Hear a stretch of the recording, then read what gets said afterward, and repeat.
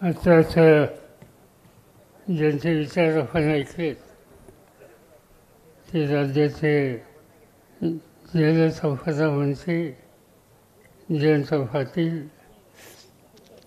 राज्यातले ज्येष्ठ नेते नाथाभाऊ,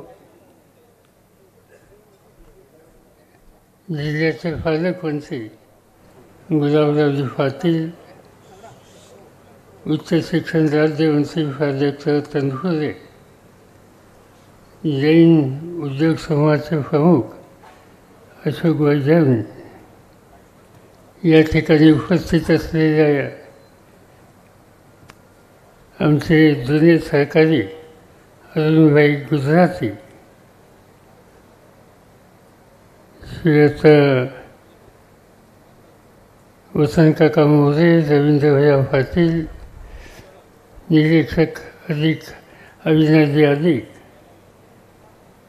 आमदार शिवनवा, अंमळनेरचे आमदार अनिलदादा,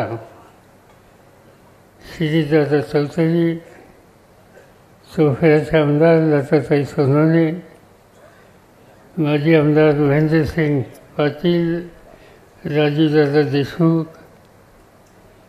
व्यासपीठाचे सगळे मान्यवर आणि उपस्थित सहकारी बंधू भगिनींनो, एका कौटुंबिक आणि व्यक्तिगत ऋणानुबंध ज्यांच्याशी आहे अशा व्यक्तिमत्वाच्या स्मरणाच्यासाठी मी स्वतः आणि आपण सगळे या ठिकाणी एकत्रित आलो. उजनीधर अण्णांचा पुतळा या ठिकाणी बसवला. एक आगळं वेगळं असं व्यक्तिमत्व होतं. एक काळ असा होता की माझ्याकडं काँग्रेस पक्षाची संघटनेची जबाबदारी होती. कधी कधी तरुणांची होती, कधी राज्याची होती. पण संघटनेचं एक वैशिष्ट्य असतं, संघटनेचा विस्तार वाढवायचा असेल ते सत्तेपेक्षा संघटनेला महत्त्व द्यावं लागतं. आणि हे महत्त्व देताना त्या संघटनेतला शेवटचा जो घटक आहे त्याच्याशी आपला ऋणानुबंध हा प्रस्तावित व्हावा लागतो. आणि महाराष्ट्रातल्या अनेक जिल्ह्यामध्ये त्या कालखंडामध्ये मी फिरत असे. या जिल्ह्यात सुद्धा अनेक ठिकाणी अनेक वेळेला आलो. आज ज्या पद्धतीने आम्ही दौरे करतो तसे दौरे नव्हते. जळगावला काँग्रेस कमिटीचं ऑफिस आहे आणि आमचा मुक्काम तिथं असायचा. तेव्हा डाक बंगला, सर्किट हाऊस या गोष्टी माहीत नव्हत्या. तुमच्यापैकी कदाचित काही लोकांना माहीत नसेल की ते काळकर काका नावाचे ग्रस्त होते. आणि काळकर काका हे संबंध काँग्रेस कमिटीचा कार्यालय सांभाळणारे, सगळा व्यवहार सांभाळणारे. आणि प्रदेशने सांगितलं की तुम्ही जिल्ह्यावर दौऱ्यावर जा, मग त्या जिल्ह्यातला जो संघटनेचा महत्त्वाचा घटक असेल त्याचा हात धरून आम्ही जायचो. आणि मला आठवतं आहे की कालकर काकांच्या बरोबर मी या तालुक्यातल्या जवळपास सगळ्या गावी गेलो. बोरदोनला गेलो, बाकीच्या आजूबाजूच्या गावी गेलो. लोकांशी संपर्क यायचा. संबंध जिल्ह्याचे 2 भाग होते, आधी आहेत. हा जो पट्टा आहे रावेर, येवला, इथे केळीचं पीक, प्रभावशाली माणसं, आणि दुसऱ्या बाजूला पलीकडच्या बाजूला पाण्याची नेहमी चिंता. आणि त्यामुळे शेतीच्या समोर अनेक प्रश्न. हे 2 भाग या जिल्ह्यामध्ये होते. पण तशा परिस्थितीमध्ये या भागामध्ये उत्तम काम करणारे अनेक कर्तृत्ववान नेते होते. आणि काही घटक असे होते की या जिल्ह्याच्या दोन भागांचा समन्वय कसा साधता येईल, माणसं कशी जोडायची यासाठी लक्ष केंद्रित करणारी आणि अशा मान्यवरांच्या मालिकेमध्ये एक नंबरचं ग्रस्त कुणी असतील तर त्यांचं नाव मुरलीधर अण्णा पवार. अण्णा हे संबंध जिल्ह्यात हिंडत असायचे. अनेक जबाबदाऱ्या त्यांनी घेतल्या. त्यांची कामाची सुरुवात ही गावच्या सरपंचापासून झाली.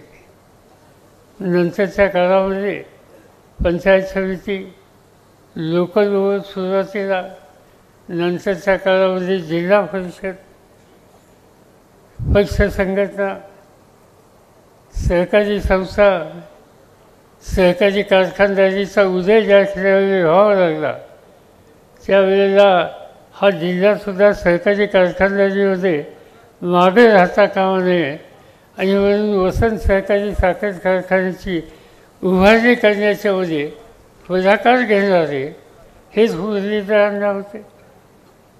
आणि त्यावेळेस संबंध जिल्ह्यामध्ये एक प्रकारचं आदराचं स्थान असलेलं आणि सतत जागृत राहणारे, समाजाच्या सगळ्या घटकांशी सुसंवाद निर्माण करणारं असं व्यक्तिमत्व म्हणून अण्णांना मी ओळखत होतो. ते माझे सहकारी होते याचा मला आनंद आहे, अभिमान आहे. सुरुवातीच्या काळामध्ये अण्णांच्यासारख्या कार्यकर्त्यांची टीम संबंध महाराष्ट्रामध्ये आम्ही उभी केली आणि त्याचाच परिणाम महाराष्ट्राचं राजकारण बदलू शकलो. हे बदल करण्याच्या संबंधीची धमक ही निवड नेत्याच्यात असत नाही. त्या नेत्याच्या विचाराची फळेल तेवढी किंमत देणारी, शक्ती देणारी, प्रसंगी त्याग करणारी ही जी कार्यकर्त्यांची मालिका असते हीच खऱ्या म्हणजे तर त्या संघटनेची शक्ती असते. आणि ही मालिका जोडण्याचं काम हे जे काही लोक या जिल्ह्यात करायचे त्याच्यामध्ये अण्णांचा उल्लेख हा या ठिकाणी करावा लागेल. मगाशी मी बोलत असताना सांगितलं गाडी एक काळ असा होता की हा जिल्हा काँग्रेसच्या विचाराचा होता. फळीसुद्धा महात्मा गांधी आणि जवाहरलाल नेहरू यांच्या उपस्थितीमध्ये काँग्रेसचं अधिवेशन देशाचं पहिल्यांदा ग्रामीण भागात झालं. तेव्हापासून जो हा विचार गांधी नेहरूंचा या जिल्ह्यामध्ये घराघरात शिरलेला होता. धनाजी राणा चौधरी असतील, नंतरच्या काळाची पुढच्या पिढी असतील, किती जणांची नावं सांगू मी. मधुकरराव चौधरी मला आठवत आहेत, के एम बापू, के एम भाऊसाहेब जिल्हा परिषदेचे अध्यक्ष होते, माधव कोटू, प्रल्हादराव, मुरलीधर अण्णा, गुलाबराव पाटील. म्हणजे हे गुलाबराव नाही, त्यावेळी दुसरे गुलाबराव होते, लाल टोपी असायचे. लाल टोपी भाजीग्रस्त होते. विजयलाल पाटील, किती जणांची नावं सांगू. संबंध जिल्ह्याचं नेतृत्व करण्याची कुवत आणि विधायक कामाचा डोंगर उभा करण्याची दृष्टी असलेली या जिल्ह्यामध्ये नेतृत्वाची मालिका होती. लोकांच्यामध्ये गांधी नेहरूचा विचार इतका होता की खिशातला हातरुमालसुद्धा खादीचा असायचा जुन्या काळाच्या लोकांची. शर्टच्या आतली वंजीसुद्धा खादीची असायची. आणि त्या खादीच्या पाठीमागे खादी म्हणू नये पण गांधी नेहरूचा विचार हे त्याच्या पाठीमागचं सूत्र होतं. आणि त्या सूत्रामुळे हा संबंध जिल्हा एक उत्तम प्रकारचा जिल्हा म्हणून संबंध महाराष्ट्रामध्ये ओळखला जायला लागला. आणि त्याच्यामध्ये अण्णा एक महत्त्वाचे कार्यकर्ते होते. अण्णांनी अनेक वेळेला अनेक जबाबदाऱ्या घेतल्या. मगाशी काही लोकांच्या भाषणामध्ये आलं 85ची निवडणूक. ती निवडणूक एक चमत्कार होती. त्या निवडणुकीमध्ये आम्ही 5 जागा लढवल्या आणि जळगावकर असे फाची निवडून दिले. त्या फाची लोकांना सूर्यदादा जैन होते, अरुणभाई होते, वसंत काका होते, हरिभाऊ दवरे होते, वासुराव चांगले होते. याचं प्रत्येक जणाचं आणि हे सगळं यश मिळवून देण्याच्यासाठी संघटनात्मक खबरदारी ही कोणी घेतली असेल तर मुरलीधर अण्णांनी. एक दिवशी त्यांना म्हटलं की अण्णा वातावरण बरं दिसतंय, राहता का होय? नाही म्हणजे या जिल्ह्यातनं मला आमदार तुम्हाला द्यायचे आणि ते आमदार द्यायचे असतील तर कुणीच तरी बाहेर राहिलं पाहिजे. सत्तेची आणि पदाची सगळ्यांनीच अपेक्षा घेतली तर यश मिळणार नाही. मी बाजूला जातो, मी संघटक म्हणून त्या ठिकाणी काम करतो आणि ती संघटनेची जबाबदारी त्यांनी आपल्या खांद्यामध्ये घेतली आणि त्याचाच परिणाम आज त्या काळामध्ये 5 आमदार या ठिकाणी विजयी करण्याच्याबद्दलचं एक चित्र आम्ही लोकांनी पाहिलं.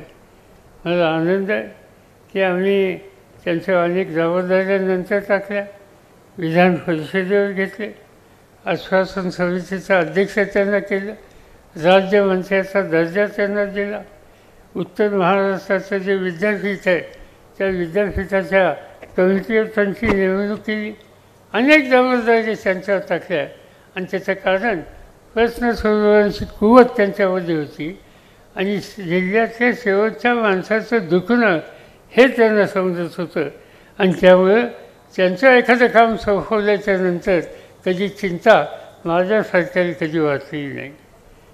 याचा उल्लेख या ठिकाणी केला की शेतीमालाच्या किमतीचा प्रश्न देशामध्ये ऐरणीवर आला आणि त्यासाठी एक सभा मी इथे घेतली होती आणि इथल्या सभेमध्ये जळगावच्या लोकांनी आम्हाला सांगितलं की फराचीला भाव चांगला नाही, कापसाला चांगला भाव पाहिजे आणि त्यावेळेला मागणी काय होती? 500 रुपये. 500 रुपये मिळाले पाहिजे. आम्ही खाजगी चर्चा करतो, 500 इतकी मागतो, आपण मिळेल का, देतील का? लोक म्हणजे मागून तर बरं. ठीक आहे, ठरलं. त्याच्यासाठी काय करायचं? विधानसभेचं अधिवेशन होतं नागपूरला.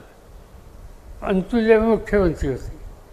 अंतुल यांची साधारणतः शेती आणि शेतकऱ्यांच्याबद्दलची कृपादृष्टीची भावना नसायची आणि त्यावेळेला मग काय करायचं, सगळ्यांनी बसून ठरवलं की आता आपण चालत जायचं म्हणजे ह्याला नागपूरला आणि त्याची सुरुवात कुठं करायची, ती इथून करायची आणि त्याची सगळी आखणी ही करण्याच्यामध्ये ज्या लोकांनी अत्यंत महत्त्वाची जबाबदारी घेतली त्याच्यामध्ये मुरलीधर अण्णा होते.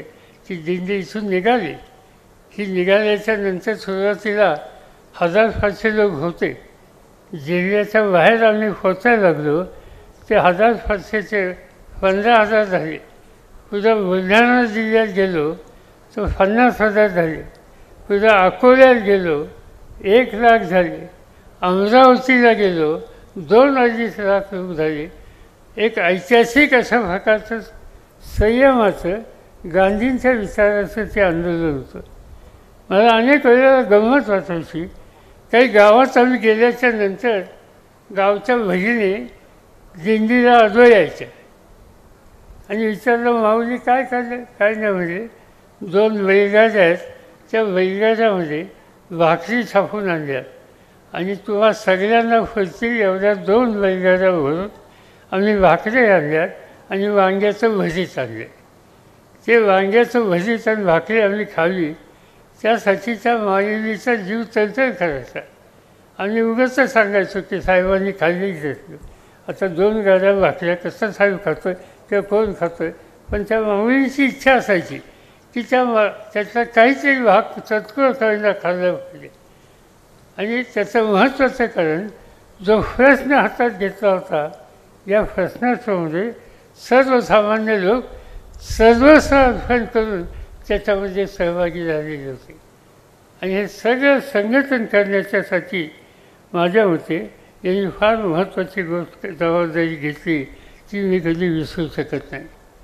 की दिंडी शेवटी जायचं ठरलं नागपूरला, पण रस्त्यातच कुठे हरवलो, मी जागा विसरलो. हां, फोरा दिवेला त्या अमरावतीच्या पहिलं. आणि त्या दिवशी त्यावेळेस सुदैवानं यशवंतराव चव्हाण होते, जयंतरावांचे वडील राजाराम बापू पाटील होते, ते फोरा दिवे. आणि त्या ठिकाणी आम्हाला सगळ्यांना अटक केलं.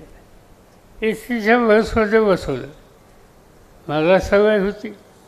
चव्हाण साहेबांना मी सहज विचारलं की तुम्ही एस टीत कधी बसला होता का? ते म्हणजे 48 साली ते परिवहन खात्याचे मंत्री होते, त्यावेळी एस टीचा काळ एस टी हा प्रकल्प आम्ही सुरू केला आणि पहिली गाडी जी सोडली त्या गाडीत मी बसलो होतो 1 किलोमीटर. त्याच्यानंतर पुन्हा बसलो नाही. आणि मग फोरनिमीला अटक केल्याच्यानंतर आम्हाला भंडाऱ्याला नेलं आणि तिथेच गेस्ट हाऊसला जेलचं मध्ये कन्व्हर्सन केलं आणि त्या ठिकाणी आम्हाला ठेवलं. पण सुदैवानं दुसऱ्या दिवशी कोर्टाचा निकाल लागला आणि आम्हाला सगळ्यांची सुटका झाली. आणि सुटका झाल्याच्यानंतर सगळ्यांनी ठरवलं मूळ उद्देश काय होता? मूळ उद्देश होता नागपूरला जायचं. अंतुले साहेबांनी जाहीर केलं की कुणीही नागपूरला विधानसभेच्या पहिल्या दिवशी बाहेरच्या लोकांनी यायचं नाही. असं झालं. यायचं नाही म्हणजे गेल्याशिवाय राहतात लोक. गेलो आम्ही सगळे. तिथं आम्हाला लोकांना अटक झाली आणि आश्चर्य असं की त्या अटकेची यादी पाहिल्याच्या नंतर दिंडी काढली महाराष्ट्राच्या शेतकऱ्यांनी, पण संबंध देशातनं पाठिंबा मिळाला. आणि तो पाठिंबा मिळाला हे कळलं कधी? अटक केलेल्या लोकांची यादी बघितल्याच्यानंतर त्याच्यामध्ये नाव होतं. कुणाचे नाव होते? नाही, चव्हाण साहेबांचं नाव महाराष्ट्रातलं होतं, पण बाहेरच्या राज्यातनं लोक आले. हरियाणाचे मुख्यमंत्री देवीलाल आले, पंजाबचे मुख्यमंत्री काय त्यांचं नाव प्रकाशसिंग बादल ते त्या ठिकाणी आले. कम्युनिस्ट पार्टीचे राष्ट्रीय नेते ते त्या ठिकाणी आले. संबंध देशातलं राजकारणातलं समाजकारणाचं नेतृत्व करणारी सगळी महत्त्वाची माणसं त्या ठिकाणी आली आणि त्या माध्यमातून हा शेतकऱ्यांचा प्रश्न वेचव्यात टाकण्याच्याबद्दलची जी अपेक्षा होती जळगावकरांची ती त्या ठिकाणी फलजूक झाली. आणि त्यानंतरच्या काळामध्ये बऱ्याच गोष्टी त्या ठिकाणी बदलल्या. नंतरच्या काळामध्ये सुदैवानं किंवा सगळ्यांच्या आशीर्वादानं माझ्याकडे जबाबदारी आली देशाच्या शेती खात्याची. आणि त्यावेळी काही निकाल आम्ही लोकांनी घेतले. देशाच्या इतिहासात कधी नव्हती एवढी कर्जमाफी दिली. 72,000 कोटीची कर्जमाफी ही काही लहान नव्हती. शेतकऱ्याला जे कर्ज देतात त्या कर्जाचा व्याजाचा दर 11%हून 3%वर आणला आणि आता काही ठिकाणी शून्यावर आलेला आहे. वेळेवर जर कोणी देत असेल, कारण हा समाजाच्या भुकेचा प्रश्न सोडवणारा जो वर्ग आहे त्याला सन्मानाने जगता आलं पाहिजे, त्याला उत्पादन वाढीमध्ये लक्ष देता आलं पाहिजे. हे सूत्र आम्ही त्या दिंडीमध्ये बांधत होतो. आणि स्वतः आल्याच्या नंतर आमची नैतिक जबाबदारी होती त्या दृष्टिकोनातून पावलं टाकायची आणि ती पावलं त्या काळामध्ये टाकली गेली याचा मला मनापासूनचा आनंद आहे. या सगळ्या कामामध्ये अनेकांनी मनापासूनची साथ दिली. त्याच्यामध्ये मी मगाशी सांगितलं की अण्णांचं योगदान हे मोठं होतं. या सगळ्या कामात याच्यात ज्यांनी आम्हाला साथ दिली त्या सगळ्या गोष्टींच्याबद्दलचा विचार ज्यावेळी मी करतो एक प्रकारचं मानसिक समाधान मिळतं. दिंडी असेल, आणखीन काही कार्यक्रम असतील, पण अण्णा इथं थांबले नाही. संबंध जिल्ह्यात संघटना कशी बांधता येईल, गावागावात नवी पिढी कशी तयार करता येईल, या सगळ्या गोष्टीमध्ये त्यांनी हे केलं. एकदा आम्ही महाराष्ट्राच्या पातळीवरचं एक अधिवेशन घ्यायचं ठरवलं आणि त्याच्यात संघटक म्हणून सगळी जबाबदारी अण्णांनी आपल्या खांद्यावर घेतली. बाकीच्या सगळ्या सहकार्यांनी मदत केली आणि अतिशय उत्तम प्रकारचं अधिवेशन याच जळगाव जिल्ह्यामध्ये आयोजित केलेलं होतं. आणि त्याचं महत्त्वाचं कारण अण्णांचा स्वभाव, अण्णांची दृष्टी ही संघटनात्मक काम करण्याची होती आणि त्यामुळेच तेही काम त्यांनी आपल्या हातामध्ये घेतलं. आज ते नाही आहेत, ते होते तोपर्यंत शिक्षणाच्या कामात लक्ष होतं, ते होते तोपर्यंत सहकाराच्या कामात त्यांचं होतं, ते होते तोपर्यंत संघटनेच्या कामामध्ये त्यांचं लक्ष होतं. माणसं जोडण्यामध्ये त्यांना आनंद होता आणि असा एक भरपूर कर्तृत्ववान असा एक व्यक्ती म्हणून त्यांचा परिचय आपल्या सगळ्यांना होता. मला अतिशय आनंद आहे त्यांच्या पुढच्या पिढीने एकत्र येऊन या ठिकाणी त्यांची प्रतिभा त्यांच्या कर्तृत्वाची आणि कामाचं कायम स्मरण नव्या पिढीला होईल या दृष्टिकोनातून या ठिकाणी उभी केली याचा मला मनापासूनचा आनंद आहे. याचा पूर्वी मी चांसरला 2-3दा येऊन गेलो. आज या ठिकाणी आलो एका ज्येष्ठ सहकार्याच्या पुतळ्याच्या अनावरणाच्यासाठी आलो. त्यासाठी आलो याचा आनंद आहे. पण इथं आल्याच्या नंतर अण्णांची भेट होऊ शकली नाही याची एक अस्वस्थता कुठं ना कुठे मनामध्ये आहे. पण ठीक आहे, पुढची पिढी या सगळ्या गोष्टींची पूर्तता करतील अशाच प्रकारची अपेक्षा या ठिकाणी करतो. अधिक वेळ या ठिकाणी न घेता या प्रतिभेचं अनावरण झालं असं जाहीर करतो आणि माझे 2 शब्द संपवतो. एबीपी माझा, उघडा डोळे बघा नीट.